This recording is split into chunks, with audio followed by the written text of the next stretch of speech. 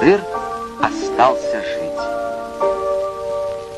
Вот он, среди коллекции осетинских народных инструментов, собранный композитором Борисом Александровичем Галаевым.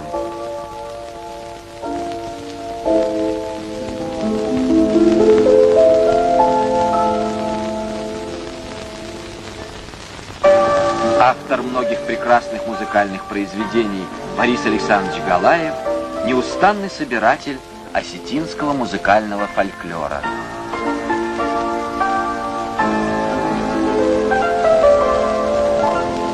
Исколесив всю Северную и Южную Осетию, он записал на фонограф около 700 осетинских мелодий.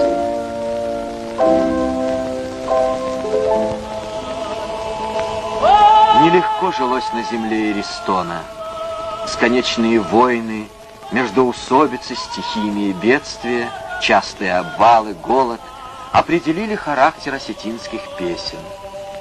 В основном это героические песни, часто с драматическим содержанием, печальные и тревожные напевы. Но оптимизм, неудержимое стремление к прекрасному побеждали.